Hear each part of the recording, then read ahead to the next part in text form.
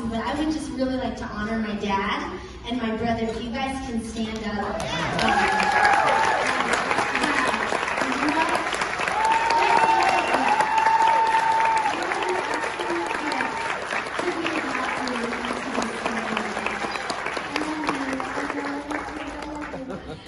But, you know, just those moments that, you know, I was a little baby, but just those moments, no matter how old you are, when you have somebody that steps in, that loves you, that cares about you, that understands you, that shapes you, each and every single one of us in this room is created for a purpose, and that purpose is to shine our light.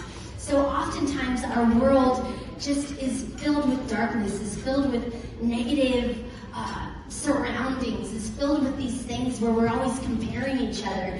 But how amazing to just be able to step out in love and to love one another and to shine our lights bright. So, you know, if anyone in here is in foster care, if there's anybody that wants to love on kids, on teenagers, like what a difference those little moments make. And it was just such a crazy, weird thing to experience reading these letters from my foster mother to my adoptive parents, talking about my first step and how I loved the morning, and my very first word was light, and I loved being tickled and cuddled, and all still true. I still wake up at 7 in the morning, I still love being tickled and cuddled, but just like, to just bring it full circle and to be able to be up here sharing those moments and to be part of something that is just so amazing that often we don't think about. And one of the things that I think about,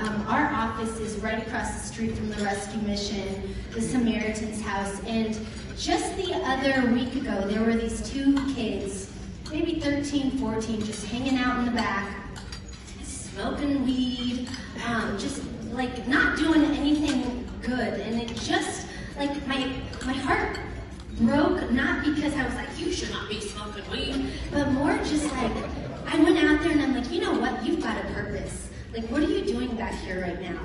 Tell me what you're doing. I wanted to know about them. I wanted to hear their story. I wanted to see where they're coming from.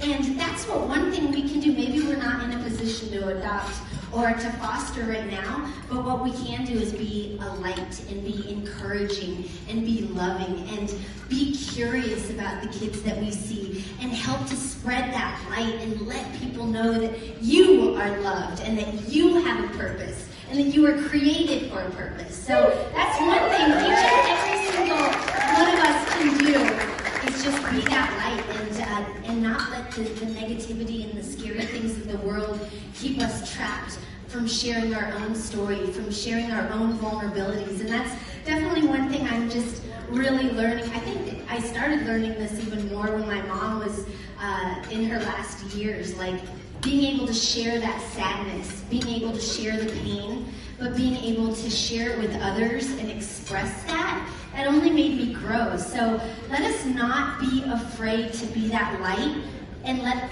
us be that light that comes out of our own darkness, that comes out of our own pain, but let us just shine bright.